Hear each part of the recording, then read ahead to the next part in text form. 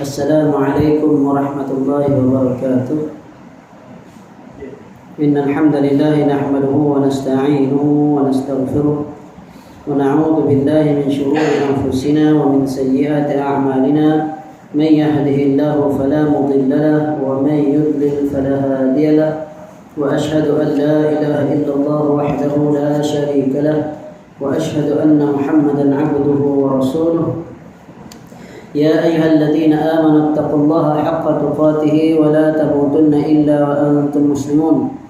يا أيها الناس اتقوا ربكم الذي خلقكم من نفس واحدة وخلق منها زوجها وبث منهما رجالا كثيرا ونساء، فاتقوا الله الذي تساءلون به والأرحام إن الله كان عليكم رقيبا.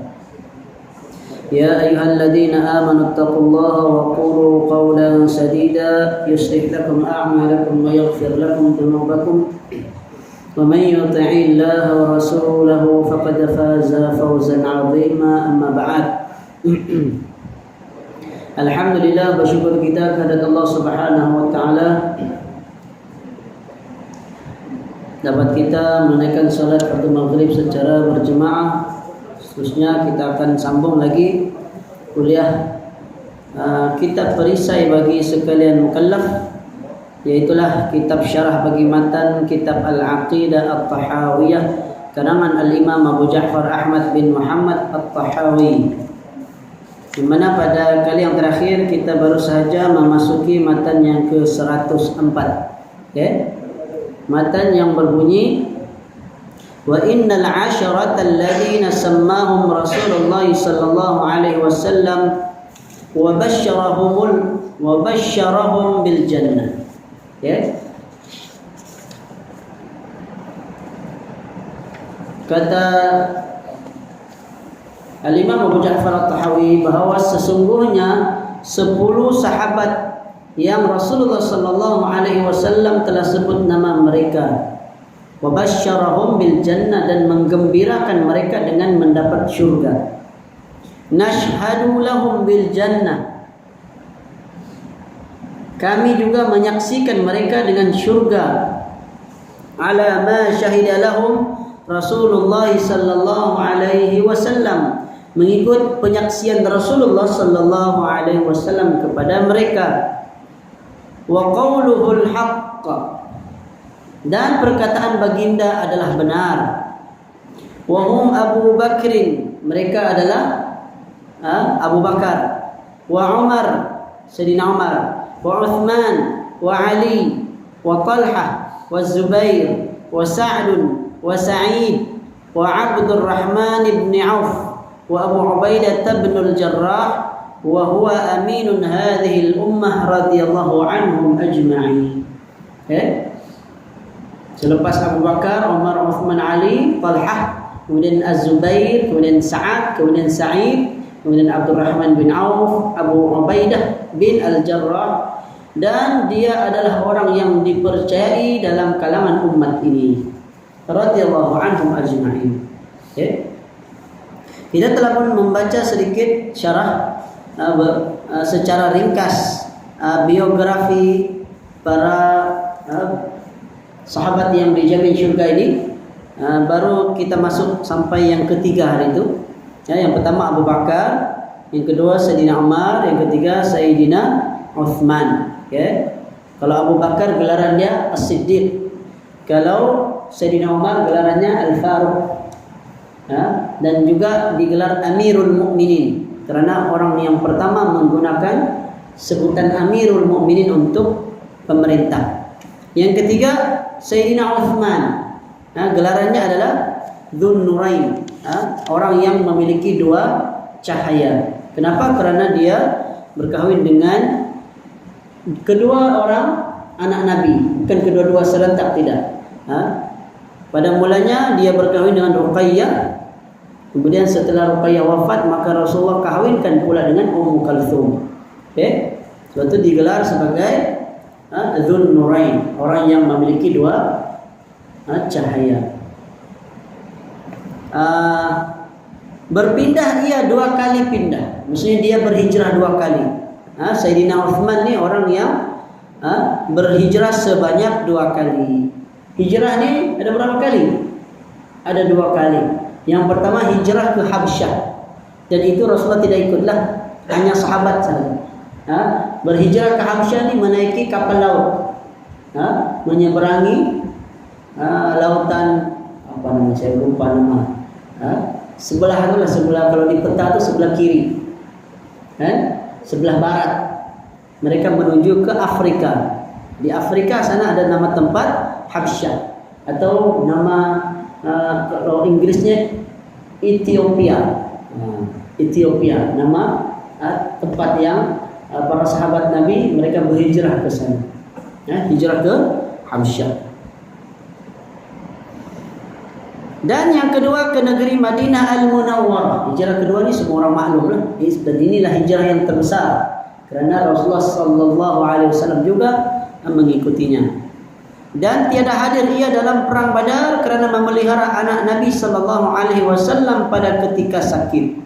Siapa dia? Ruqayyah. Okey. Isteri yang pertama dia lah, maksudnya yang daripada anak Nabi. Okey, ketika itu sedang sakit pada perang Badar. Maka memberi ia akan dia Nabi sallallahu alaihi wasallam satu bahagian dari ghanimah perang Badar. Rasulullah beri, walaupun dia tidak hadir pada peperangan Badar, tetap juga Rasulullah memberikan ghanimah, satu bahagian daripada ghanimah. Ghanimah ni harta rampasan perang. Orang-orang dahulu ketika pergi perang, mereka akan bawa semua harta-harta. Kalau kalah, otomatik diambillah, dirampas harta mereka. Okey. Allah alam, saya pun kita pun tidak dapat gambarkan bagaimana. Tapi begitulah keadaannya orang-orang dahulu. Ketika berperang, maka mereka akan bawa segala harta kekayaan mereka, dibawa sekali. Dibawalah segala emas-emas. Bahkan ada dikatakan, ataupun kalau kita ada melihat cerita-cerita kan yang dilakonkan semula kan, perang itu, perang Badar, perang Uhud, digambarkan walaupun sebenarnya Allah alam lah yang keadaan yang sebenar, tapi digambarkan orang-orang kafir tu siap bawa dia punya para penari gelek dia semua dibawa sekali, tapi itu bukan ikut perang. Sebab peperangan dulu dia mengambil masa lama kan, kadang-kadang sampai berbulan-bulan, paling cepat pun minggu lah kan. Jadi mengambil masa yang lama. Kalau malam sudah okey, selesai, berehat masing-masing lah, tiada gangguan.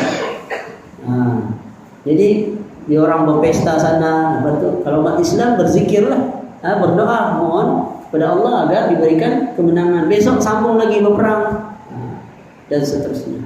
Kalau itu perang cara dulu-dulu, tentu mereka bawa sekali dengan segala harta. Apabila kalah, maka otomatis diambillah harta mereka. Itu yang dipanggil sebagai harta ghanimah. Ataupun terjemahannya rampasan perang. Dan mati syahid ia pada tahun ke-35 Hijrah. Dan umurnya lebih dari 80 tahun, kerana diperanakkan dia 47 tahun sebelum hijrah. Dia lahir 47 tahun sebelum hijrah. Maka ketika dia wafat ni, umurnya sudah lanjut. Beza dengan Abu Bakar, Umar dan Nabi sallallahu alaihi wasallam, wafat umur mereka baru 63 tahun. Tapi Sayyidina Utsman ni wafat dia pada umur 80 tahun. Jadi dia lebih berusia sedikit. Okey, kita selesai itu secara ringkas lah. Kita tidak bahaskan secara panjang. Kalau kita ingin tahu sejarah dengan lebih mendalam, kita boleh rujuk pada sirah ataupun kisah para sahabat, 10 orang yang dijamin syurga. Atau paling kurang kita cari sejarah para Khalifah Ar-Rashidin. Bila sebut Khalifah Ar-Rashidin, maka termasuklah Abu Bakar, Umar, Uthman dan Ali. Biasanya akan dijelaskan dengan lebih terperinci. Yang keempat, Sayyidina Ali radhiyallahu anhu. Ini adalah khalifah yang keempat selepas Sayyidina Uthman. Sayyidina Uthman tadi dia wafat tahun 35 Hijrah. Dia dibunuh. Sayyidina Uthman ni mati dibunuh. Lalu dimakamkan di perkuburan Baqi' bersebelahan dengan Masjid Nabawi. Okey. Para sahabatlah mereka yang kebumikan. Dikatakan pada waktu malam, sehingga tiada siapa yang tahu di mana kedudukan kuburan Sayyidina Uthman yang sebenar. Sebab itu kalau kita cari, kalau kita pergi Mekah, kita mau tahu makam Nabi, kita tahu. Makam Abu Bakar dan Umar kita tahu di mana. Yaitulah di rumah Nabi. Kan, di rumah Nabi itu sendiri makam. Tapi kalau cari kubur Sayyidina Uthman, wallahu alam, tidak diketahui. So dikebumikan di perkuburan Baqi'. Tahulah perkuburan Baqi' ini adalah perkuburan umat Islam. Kan? Dan tidak dibezakan raja kah, rakyat kah, tidak dibezakan. Semua sama saja dengan cara yang sama, yaitu sejengkal saja tanahnya. Kemudian ada batu nisan lah. Itu saja. Tidak ada macam di tempat kita yang mungkin kadang-kadang kalau di kalangan di raja mungkin istimewa sedikit, tidak. Di sana sama saja. Dia punya kuburan dia. Okey. Kunyahnya adalah Abul Hasan ataupun dan juga Abu Turab. Yaitulah anak bagi Abu Talib. Abu Talib. Jadi Sayyidina Ali ini digelar sebagai Abul Hasan karena anak pertamanya Hasan, Abul Hasan. Nabi Muhammad kunyah dia Abul Qasim, sebab anak pertama Nabi bernama Qasim. Nah, itu kunyah. Ada lagi satu lakab, kan? Ada dua, satu kunyah, satu lagi lakab, gelaran. Macam As-Siddiq. Nah, itu dia punya lakab dia. Al-Faruq, Dzun Nurain, itu dia punya lakab dia. Okey, kalau kunyah ni biasanya pakai abu di depan dia. Itu kunyah. Orang Arab dia suka begitu. Tapi tidak semestinya sempurna nama anak pertama. Ada kalanya juga dia ikut sifat dia ataupun kebiasaannya, seperti Abu Hurairah. Kan Abu Hurairah bukannya anaknya Hurairah, tapi kerana dia suka main kucing. Kucing itu Hira. Hurairah kucing yang kecil. Okey, jadi digelar sebagai Abu Hurairah. Dan ada juga sahabat yang mungkin menggunakan kunyah kerana dia ingin mendapat anak. Kalau ada anak, dia akan namakan dengan nama tersebut. Namun apabila lahir anak, diubah namanya, maka kunyahnya pun jadi berubah atau tetap dikekalkan kunyah yang asal. Jadi itu pilihan masing-masing lah. Dia bukan menjadi satu kewajiban. Kunyah ini boleh saja, siapa pun boleh. Kan? Kalau macam saya, anak pertama saya Harith. Jadi kalau orang Arab dia panggil Abu Haris. Abu Harith. Itulah nama anak pertama kita siapa? Macam Sayyidina Umar, anaknya Hafsah, tapi digelar sebagai Abu Hafs. Abu Hafs. Okay. Bermula nama Abu Talib itu Abdul Manaf bin Abdul Muttalib, nenek kandung Nabi sallallahu alaihi wasallam. Ibunya Fatimah binti Asad bin Hashim. Adalah ia dari yang mula-mula masuk Islam dari kalangan kanak-kanak, dan hadir ia akan segala peperangan Nabi sallallahu alaihi wasallam. Sayyidina Ali ini orang yang pertama memeluk Islam dari kalangan kanak-kanak. Okey. Tapi ayahnya Abu Talib tidak memeluk Islam, tapi menjadi orang yang sangat kuat membela Nabi. Ketika mana bapa saudara Nabi yang lain, Abu Jahal, Abu Lahab, cuba mengapa-apakan, maka yang membela, yang membantu Nabi, menghalang daripada baginda di apa-apakan adalah pakcik Nabi, Abu Talib, bapa kepada Sayyidina Ali. Cuma dia tidak memeluk Islam. Diperanatkan akan dia 23 tahun sebelum hijrah. Maksudnya dia lahir 23 tahun sebelum hijrah. Mati syahid ia pada bulan Ramadan tahun ke-40 daripada hijrah. Tahun 40 hijrah. Artinya ngan-ngan, kurang lebih lah, hampir menyamai pada hadis Nabi sallallahu alaihi wasallam yang menyatakan khalifatun nubuwah 30 sana. Khalifah nubuwah itu 30 tahun. Jadi Nabi berdakwah di Madinah kan 10 tahun. Jadi campur 4 orang khalifah ni 30 tahun. Jadi Sayyidina Ali tadi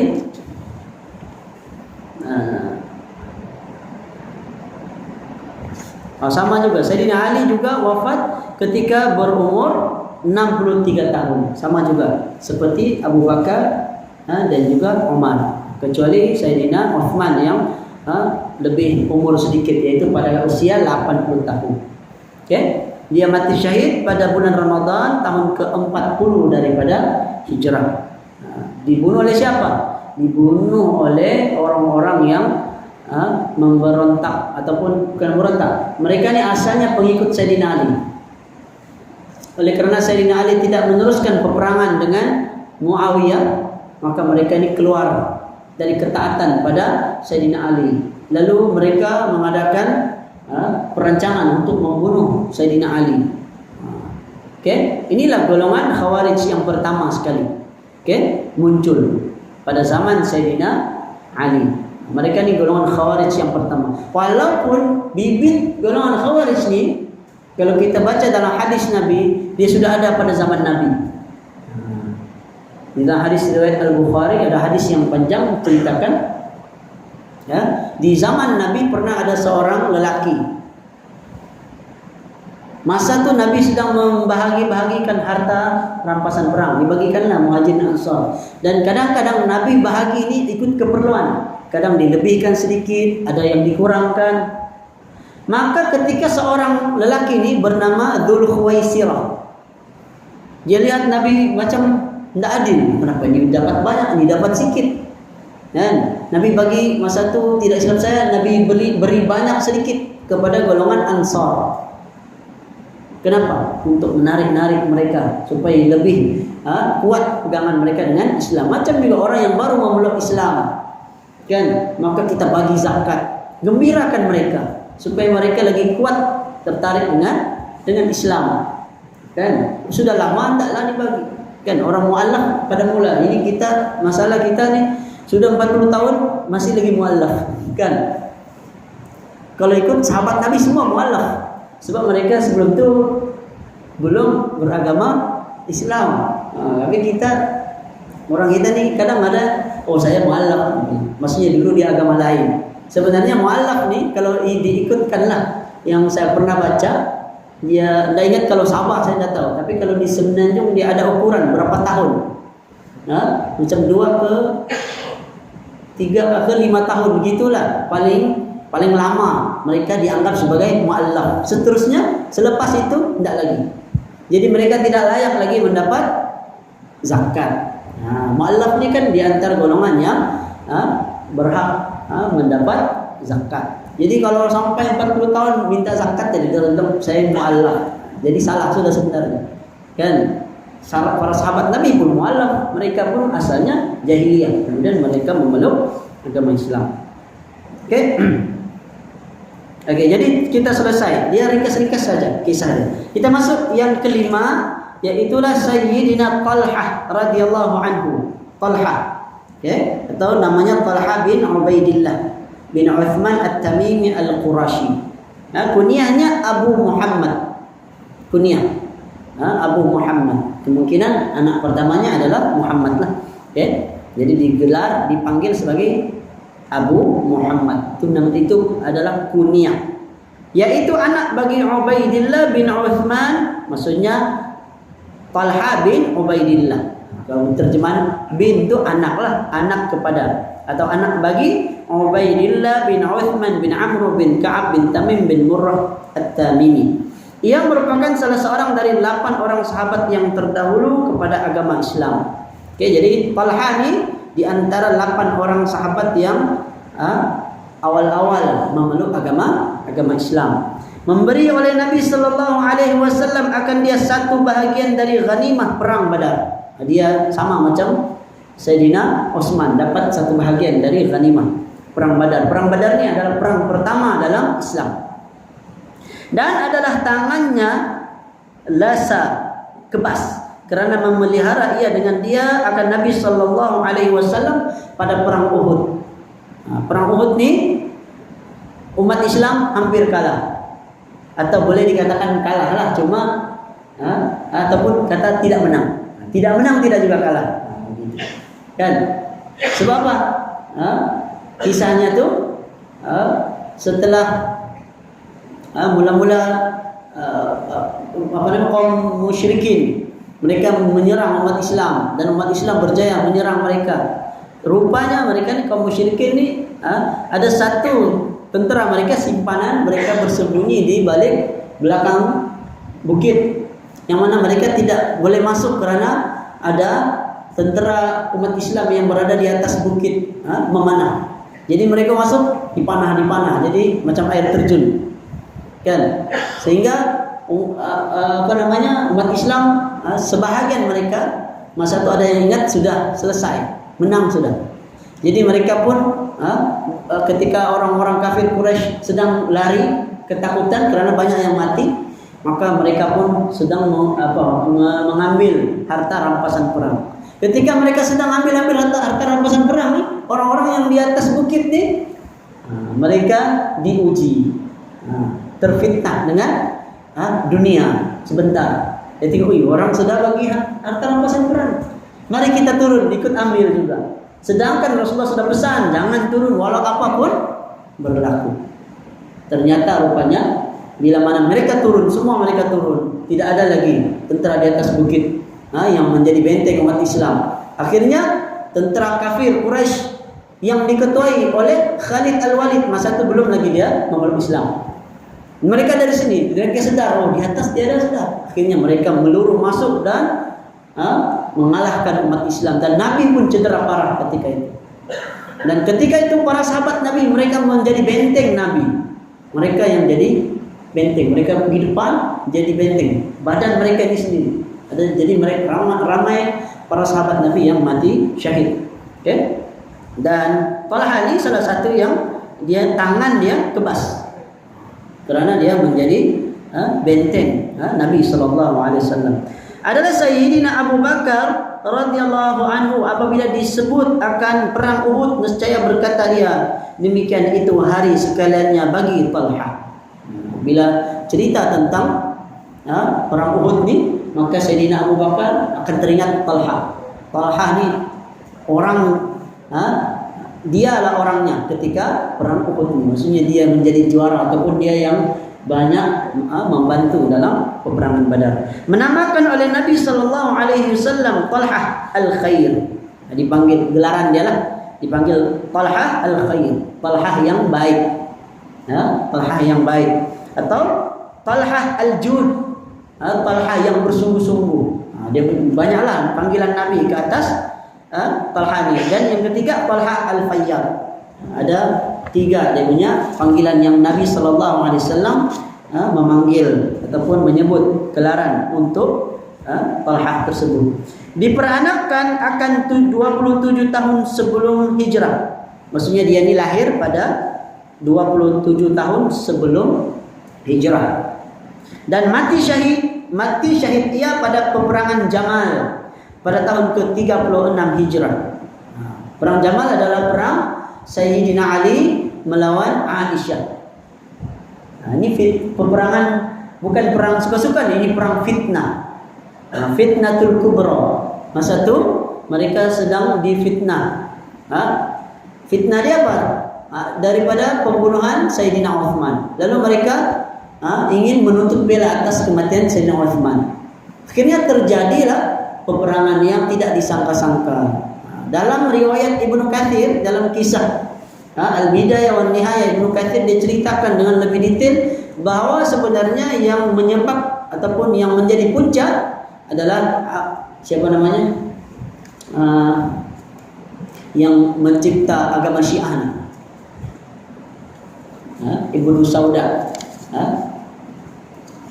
Siapa? Saya lupa sekarang namanya. Ibnu Sauda, apa nama dia? Saya lupa. Selalu saya sebut sebelum ini. Okay? Dia ni yang masuk ke dalam, menyusup masuk ke dalam dia punya orang-orang dia sudah perintahkan sedikit masuk di dalam tentera Sayyidina Ali, sedikit pula sebahagiannya masuk dalam tentera Aisyah radhiyallahu anha. Lalu dia buat seolah-olah ada peperangan. Maka terjadi peperangan pada malam tersebut, yang mana sebenarnya mereka sudah mendapat kata putus bahawa soal kematian, menuntut bela atas kematian Sayyidina Utsman ini diserahkan sebulat-bulatnya kepada Sayyidina Ali. Okay? Mereka datang dari jauh, dari Mekah, datang pergi ke Kufah kan? Lalu mereka berunding. Lalu akhirnya okeylah, Sayyidina Ali lah yang cari. Lalu tiba-tiba malam itu berlaku peperangan. Akhirnya berperanglah, dan salah seorang sahabat Nabi yang mati syahid ketika itu adalah sahabat Nabi Talhah. Okay? Kemudian yang keenam, sahabat Nabi yang keenam yang dijanji syurga. Siapa dia? Sayyidina Az-Zubair radhiyallahu anhu, yaitu anak bagi Al-Awwam bin Khuwailid bin Asad bin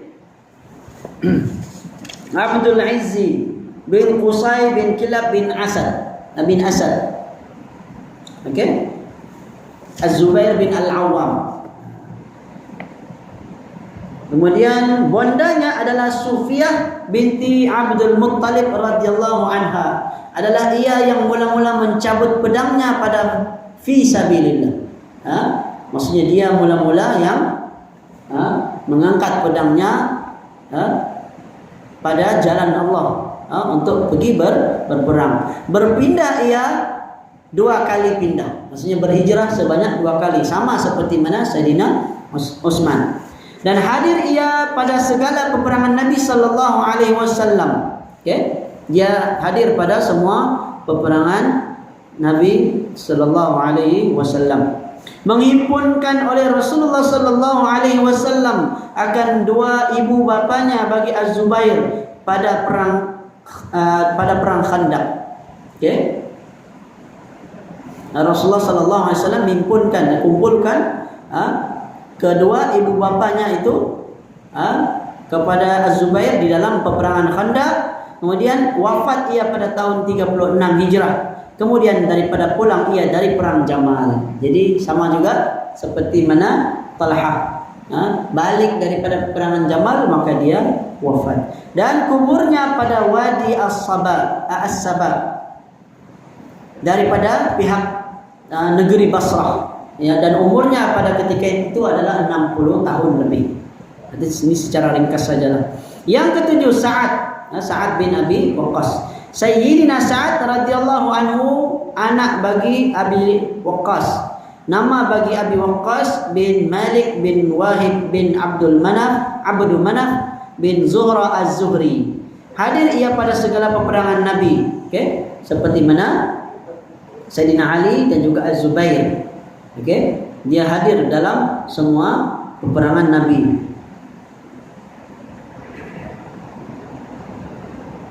Adalah ia mula-mula melontar pada sabilillah. Dia adalah di antara orang yang mula-mula melontar pada fi sabilillah. Maksudnya dia ni orang yang melontar. Allah alam lah melontarnya apa? Mungkin kalau melontar jamrah itu untuk haji lah. Tapi kalau melontar, biasanya istilah melontar ini adalah untuk haji. Nanti saya lihat lagi dia punya mungkin perincian kalau adalah. Okay? Adalah ia yang ketujuh bagi 7 orang Islam. Jadi ada 8 orang dia kata. Di antara orang yang mula-mula sekali mereka memeluk Islam. Kan 8 orang. Salah seorangnya tadi Talhah. Jadi dia ini yang ketujuh. Okay? Diperanakkan akan dia 17 tahun lagi sebelum hijrah. 17 tahun sebelum hijrah dia lahir. Siapa dia ni? Sa'ad bin Abi Waqqas ni. Dan ia wafat di Aqiq, yaitu nama tempat 10 mil, ini 10 batu daripada Madinah. Aqiq tempat di 10 batu daripada Madinah. Ditanam ia di Baqi', dan wafat ia pada tahun 55 kemudian daripada hijrah. 55 hijrah lah. Okay, dia wafat pada tahun 55 hijrah dan umurnya ketika itu 72 tahun. Okay? Uniknya Rasulullah, Abu Bakar, Umar dan Sayyidina Ali ini sama-sama semua serentak 63 tahun. Ya, dia punya umur. Kecuali Sayyidina Utsman yang 80 tahun. Ya, manakala ini Sa'ad bin Abi Waqqas umur 72 tahun. Dan adalah ia yang terkemudian mati daripada sahabat yang 10. Maksudnya dia yang lewat sedikit matilah dari 10 orang sahabat yang dijamin syurga, dia yang lewat sedikit wafat. Yang ke-8, Sayyidina Sa'id radhiyallahu anhu ataupun Sa'id bin Zaid bin Amr bin Nufail al-Adawi. Memberi oleh Rasulullah sallallahu alaihi wasallam akan dia satu bahagian dari ghanimah perang Badar. Dia pun dapat. Dia pun dapat satu bahagian dari harta rampasan perang Badar. Dan hadir ia akan sekalian peperangan yang kemudian daripada Badar. Selepas perang Badar, semua peperangan yang dihadiri oleh Nabi semua ia ikuti. Siapa dia? Sa'id bin Zaid ni. Sa'id yang tadi Sa'ad, kemudian Sa'id. Jangan keliru. Sa'ad bin Abi Waqqas, Sa'id bin Zaid. Diperanakan akan dia di negeri Mekah pada masa yang 20 tahun lagi sebelum hijrah. Dia ni lagi apa? Kalau tadi Sa'ad bin Abi Waqqas 17 tahun sebelum hijrah dia lahir. Manakala Sa'id bin Zaid ni dia lahir 20 tahun sebelum hijrah. Nabi berdakwah 40 tahun 13 tahun di Mekah. Artinya dia masa dia lahir ni Nabi sallallahu alaihi wasallam belum lagi jadi nabi lah. Dan wafat ia di Madinah pada tahun 51 kemudian daripada hijrah. 51 hijrah dia wafat, yaitu ketika dia berumur 73 tahun. Kalau Sa'ad bin Abi Waqqas tadi 72 tahun, Sa'id bin Zaid 73 tahun. Yang ke-9, Sayyidina Abdurrahman radhiyallahu anhu, Abdurrahman bin Auf.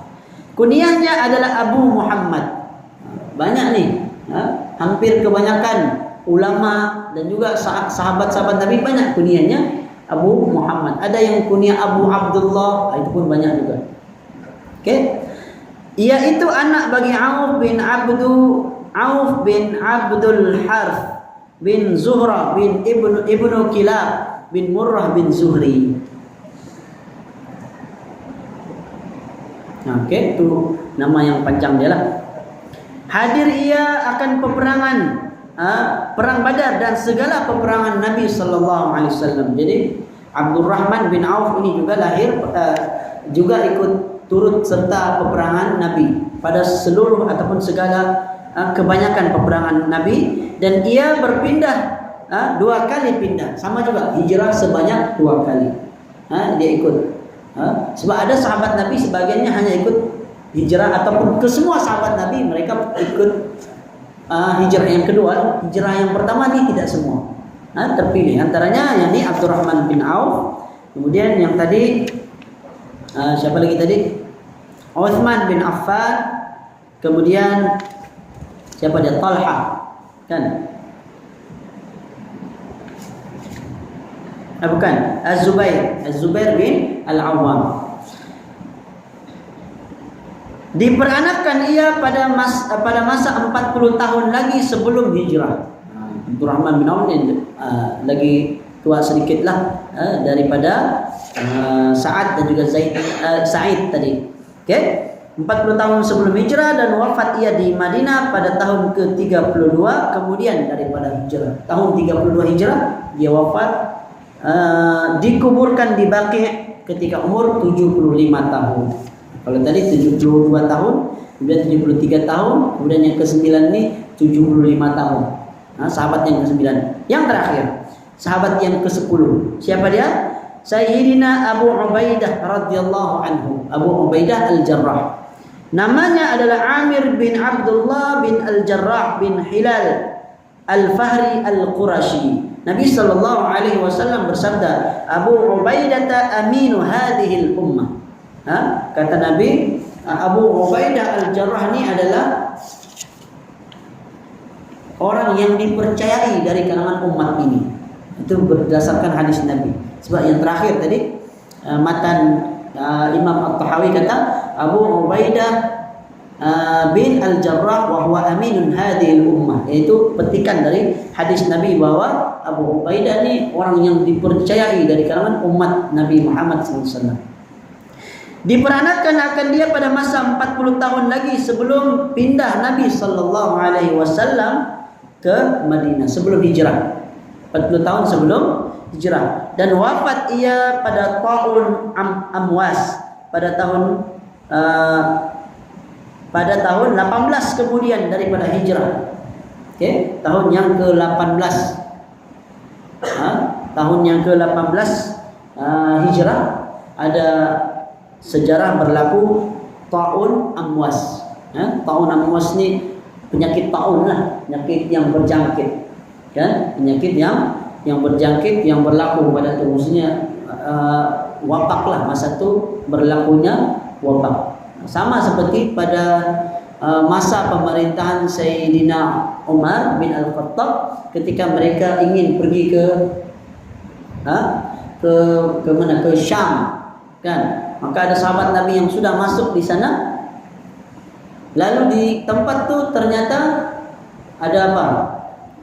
Ada wabak, penyakit yang berjangkit. Maka mereka ingat pesan Nabi, bahwa kalau ada satu tempat tu terkena wabak penyakit, maka jangan orang yang di luar kawasan tu jangan datang ke sana, dan orang yang berada di dalam itu jangan keluar dari kawasan tersebut. Nah ini di zaman Nabi sudah berfikir kuarantin, kan? Sudah difikirkan kaedah kuarantin tersebut. Memang manulah, memang ada saya pernah lihat di mana History Channel kan, ataupun yang rancangan orang putih lah. Mereka baca buku Tibbun Nabawi, ulama tulis. Jadi salah satunya hadis yang tu tadi. Dia baca hadis tentang Nabi kata kalau satu tempat terkena taun, terkena wabak penyakit, maka orang luar jangan masuk, orang dalam jangan keluar. Lepas tu dia kata logik, dari segi ilmu sainsnya yang diamalkan itu adalah kaidah kuarantin yang sudah diamalkan. Rupanya di zaman Nabi Nabi sudah berikan nasihat begitulah, maksudnya kaidah bagaimana ketika berhadapan dengan ada wabak penyakit yang berjangkit. Jadi kaidah itu memang diguna pakai sehingga ke hari ini. Jadi umat Islam lebih awal sudah amalkan kaidah kuarantin tersebut. Dan sudah selesai. Dan sesungguhnya telah setuju sekalian ahli sunnah pada membesarkan mereka itu yang 10 dan mendahulukan akan mereka itu kerana barang yang telah masyhur daripada kelebihan dan kepujian mereka itu. Maksudnya 10 orang sahabat ni kita agungkan, besarkan mereka. Kita puji mereka kerana Nabi berpuji. Nabi telah memberi kesaksian bahawa mereka di 10 orang dijamin syurga. Maka demikian juga kita selaku umat Islam mengikuti ahli sunnah wal jamaah, seluruh ahli sunnah wal jamaah bersetuju bahwa kita membesarkan mereka yang 10 ini. Bukan membesarkan, kita agungkan macam Tuhan pula, tidak. Bukan itu maksudnya.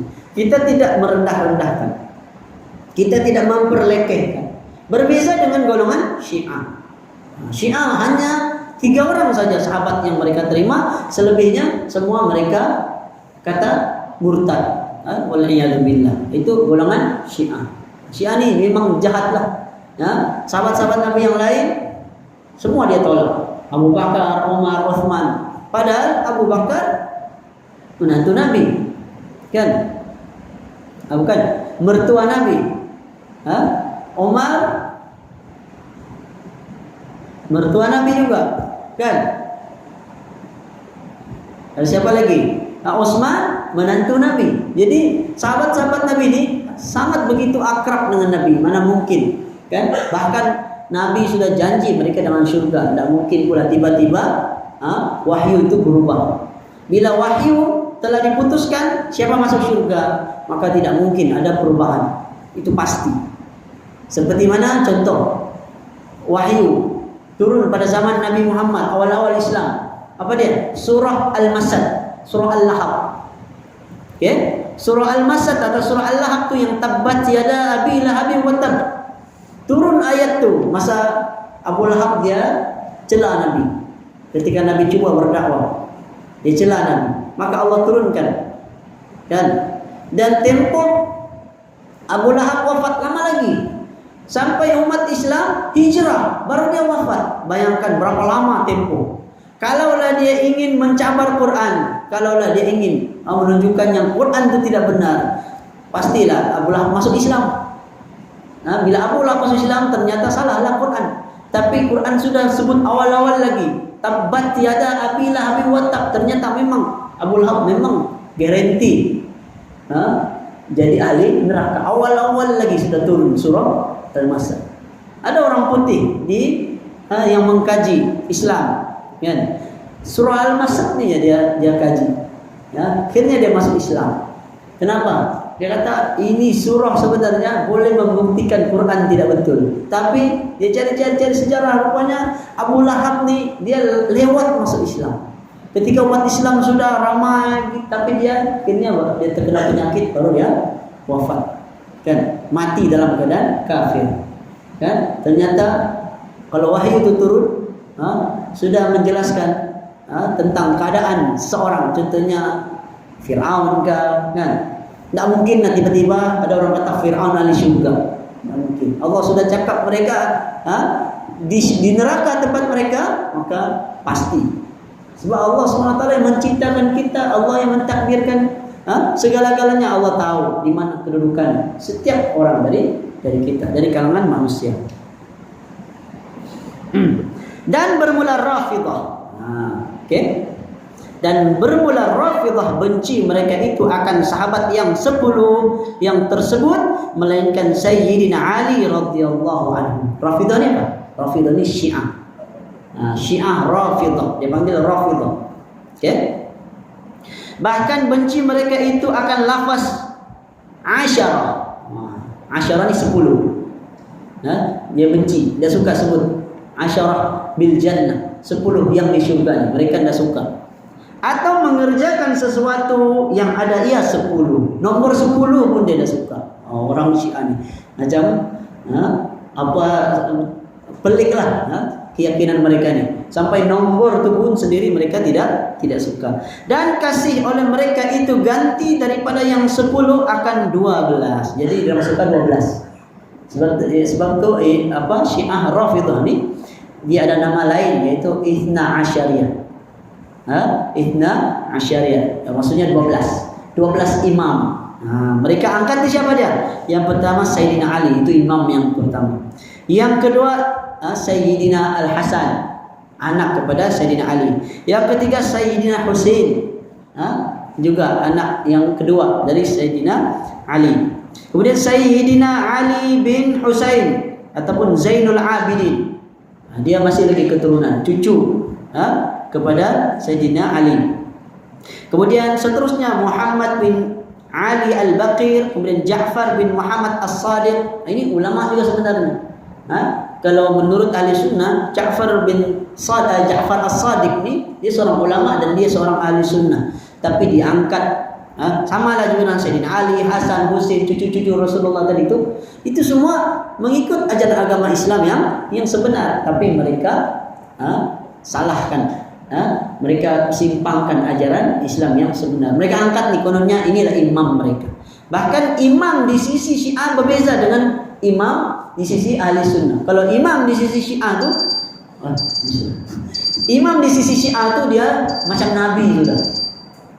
Tidak berdosa pun, maksum. Imam Syiah ni dia maksum, tidak boleh buat dosa sampai macam itu sekali. Mereka terlalu berlebih-lebihan. Musa bin Ja'far Al-Kazim, Ali bin Musa Ar-Ridha, Muhammad bin Ali Al-Jawad, Ali bin Muhammad Al-Hadi, Ibnu Ali Al-Askari, dan yang terakhir yang ke-12 Muhammad bin Al-Hasan. Dan dikatakan imam yang ke-12 ini adalah Imam Mahdi. Tapi mana dia? Dia bersembunyi di gua. Kan nanti akan dizahirkan waktunya. Sebab itu dipanggil, orang Syiah panggil Al-Mahdi Al-Muntazar. Al-Mahdi ini yang ditunggu-tunggu, sebab dia sudah lama bersembunyi di gua. Tunggu waktunya, bila Allah bilang keluar, baru kononnya dia keluar. Itu akidah Syiah, berbeza dengan ahli sunnah. Jadi Imam Mahdi versi ahli sunnah berbeza dengan Imam Mahdi versi Syiah. Jangan kita terpengaruh. Kadang-kadang kita baca-baca, ini Imam Mahdi, jangan kita salah paham. Kadang-kadang ada Imam Mahdi yang versinya, ceritanya adalah cerita versi Syiah. Wallahu a'lam bishawab. Kita akan sambung lagi, dan ada manfaatnya. Yang baik datang dari Allah, yang lemah dari saya sendiri. Saya mohon maaf sekiranya ada kekurangan, kesilapan dalam penyampaian saya. Aqulu qouli hadza wa astaghfirullahal azim li wa lakum, wa sallallahu ala nabiyyina Muhammad wa ala alihi wa sahbihi wa sallam. Assalamualaikum warahmatullahi wabarakatuh.